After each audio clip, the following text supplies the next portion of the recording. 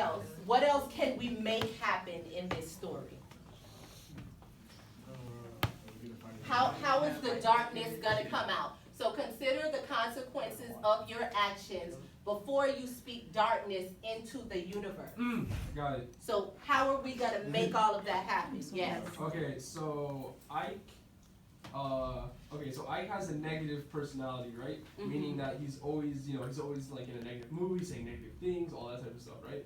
And then you got Mike, who's positive and all that, and blah, blah, blah, happy family. So Ike moves into Mike's house, and then one day, Mike's family, excuse my language, pisses off Ike, and then Ike uses a derogatory statement to characterize Mike's family, and then Mike takes offense to it, and he's like, I'm done with your negativity, you negative Nancy, and takes them to court. But that's not like a. That's not. It gotta be a reason for them to go to court. So first pause. So let's look at this. We're writing this story, so we're going to have to listen to the announcements. Marley, alert, please report to the attendance office. Ms. Buford, what if like Ike stole Mike's family car that he never had?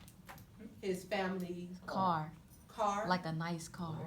A Lambo. Okay. A No, a Maserati. Let's think about it for a Oh moment. yeah, it has to correlate with that. Okay, so let's think about this for a moment. At the end of our story, this is what we want to accomplish. This is our takeaway for our audience. So we want people to understand that there are consequences that come with speaking darkness into the universe. How are we going to get that to happen? I got it. Mike probably could have had an idea to start up a good food company, and Mike knew that Ike has problems with people, but he knew he was a smart person, so he tried to make a company with him. But by him doing that, Ike rages out at an event, which causes the Mike and Ike company to get sued by people watching. Okay, so we're definitely gonna need some rage. Wait, I got something. What else are we gonna need? Because what we need to focus on is speaking darkness into the universe. So what else? Wait. So there's gonna be some rage. What else? Even when a relationship is breaking, because if they're trying to best friends, they're fighting. I think like a broken relationship, like I can't argument. No, that's not the word I was looking for. Like argument. Disputes, like mistrust. A fallout? Fallout. Yeah, something like that. There was a word for it. Ms. Buford, what about like the interaction between the characters where Mike tries to speak positivity into Ike's head about his broken home, but he doesn't accept it and speaks negativity by saying like, I will never be anything. I love it. Okay. All right. I like that. That's a lot to write. I'm gonna put. Mike speak. When she said negativity. Yeah, like his friend trying to help him out in his broken issues, but he discourages himself by speaking down.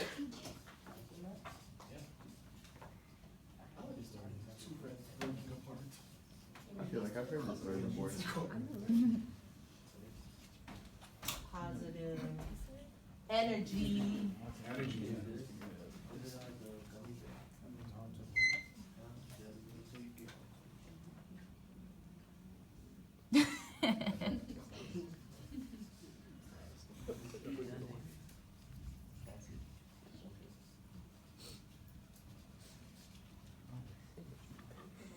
Where's the darkness gonna come in?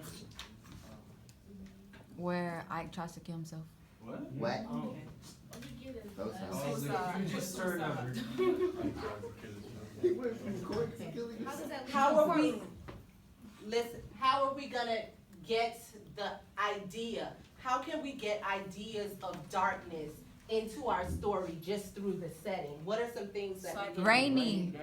We can have it, well, it's rainy already. What else can we do to kind of make our setting match our tone? I could have said that Mike. I could have lied and said that Mike. Setting. The president was just assassinated. Thunder. winds. What else? Tornado watch. A tornado watch. What else? What are some other things we can do? We can have a dark room.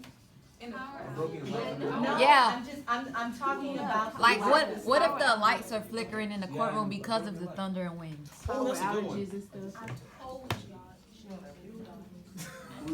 Then you. I want the hose flickering lights. Oh yeah, like do up the case, the lights keep flickering off and on. Like on SpongeBob. Okay. So this is what I want you guys to take from this. This is what I need you to understand. What I need you to understand is that when there is a story, when an author decides that he or she is going to write a story, there is no mistake. Everything is done intentionally. And so what we need to make sure that we do when we are commenting on the writing is we need to make sure that we are commenting and we are examining all of these intentional crafts that the author has kind of implemented in the story. So it is not by chance that I chose to have thunder and wind and a tornado watch. That is not by chance. It didn't happen by mistake. It is something that I intentionally added to my story to add something to the tone. It is something that I automatically added to the story for the mood. It is something that I automatically had an argument or a falling out that led to something so that we can get to speaking darkness into the universe. It's a reason why my story is dark throughout. All of these intricate details have a specific meaning behind them. And so when you are going to comment, as you will be commenting on your writing next class, and as you are going to write this essay, I do not want essays that are very surface. I want you to play a detective. I want you to figure out, why did this be placed in this particular part of the story? How does this dialogue support the story? How does the setting in the yellow wallpaper with her peeling the paper off, what does the wallpaper represent? What does it symbolize? Where is it and what is it doing, and why did the writer put it there? So you all have to understand that you are writing not from a mechanical point of view where I understand the author used imagery. Right here, right in this line right here, here go imagery. The author used word choice. Here go these two words that I'm giving you to show you an example of it. No, I need to be a detective and I need to be commenting on all of these different intricate details that the author used in order to get me to this particular point so that I can understand whatever the theme is. Does that make sense? Yes. How many of you went to the Taming of the Shrew yesterday that we watched? How many of you remember at the end of the play, they asked, why is it that, what was the meaning of the play? What was behind the Taming of the Shrew? And what did the audience say? The audience? Or what did the cast members say? Oh, he said. Somebody that remembers, yes. He said that Shakespeare used that type of that type of example to display how women are treated and how that it's not right to be treated that way. So he used all of those examples and he actually displayed that in the acting. Women's suffrage. Yeah. Yeah. Thank you. So again, so very good. Thank you, Khadijah, and you added to that. What, Kyle? I said women's suffrage. So women's suffrage, Yeah. right? Anybody remember what else he said? The actor said that Shakespeare was doing what to society? He was trying to make He was like trying to wake society up. Trying to wake society up. Absolutely. He was holding a mirror, a reflection, so that society could see what was happening at that particular time. So that is what is happening in the yellow wallpaper. So it's for you to break those things down. It is also about women's suffrage, right? It's also about that. And so what is the idea behind it? How did we get there, and how am I gonna comment on all of those different things that the author used to get me to that particular point? Make sense? Yes. So what would we say, let's think about the yellow wallpaper real quick, and then we're going to jump into the papers that you all have on your desk. But if we think about the the yellow wallpaper, what are some of the themes in the yellow wallpaper? Ooh, not all at once, oh my God.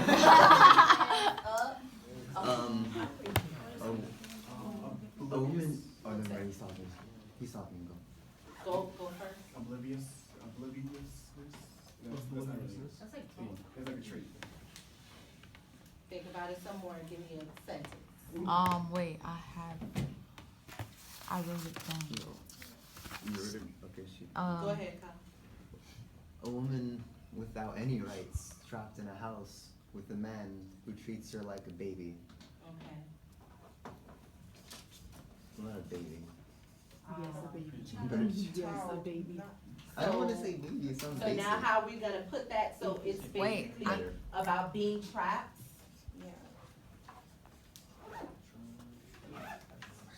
Okay, and so it's about women being Your trapped, so, destiny. right? So it's about being trapped. And with being trapped, how did our character, how did our main character and some of our other characters kind of develop this particular theme? Characters that developed What was the dude's name? John. John. John. And then that was the girl who Oh, was the washing her sister. clothes. Okay, so wait, not all at once. So when we think about John, what was it that John did that kind of Controlled her. He was controlling. Okay. Believed her. So he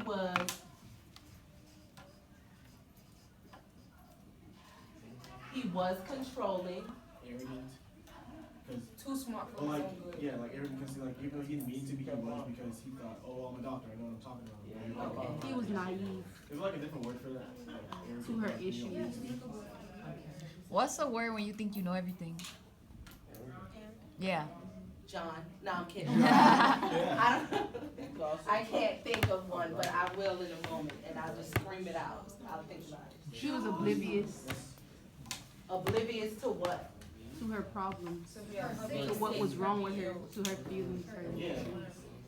It's a trait, not really a thing.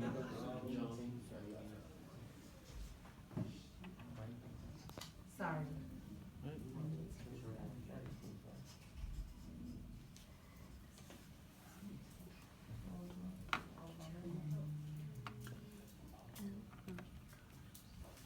What else? Who else? Jenny. John's Was sister. it Jenny? Jenny. That's her name, her right? name? Jenny. Miss Jenny. It's Jenny. It's Mary. You thought it was Mary too. I thought it was Mary. Ain't her name Mary? Mary I have the too. book right here. Oh. Sorry.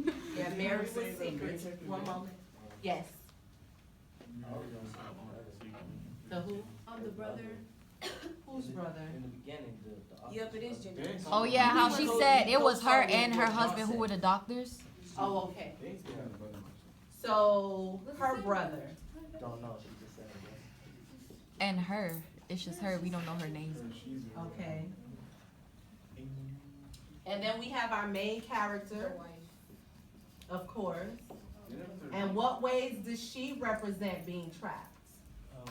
She Her like, frustration. She was allowed overwhelmed. herself to. and then she. What about sneaking to write? Yeah. hmm She held back a lot. A bit obsessive.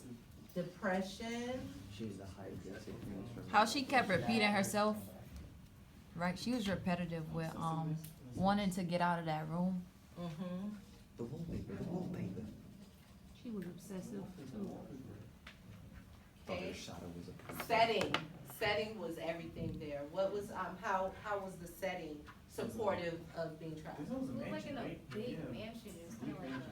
Oh, like a rundown Oh, mansion. I and know, it was I know. just- Big mansion, Yeah. but she still only had it in one room. Yeah. It was a big. In one room all Now, day. let's talk about this for a moment, because it was a very big house. Why did the author choose to put her in this big, huge, beautiful home, this plantation home? And even though the house is this large, why did she reduce the setting specifically to one room? Why? To show that to she show was like trapped. the entrapment, Yeah, like Okay. To represent like to represent Very the good. feeling of being Prison trapped, life. being a prisoner. Prisoner in your own. What else? Um, Definitely.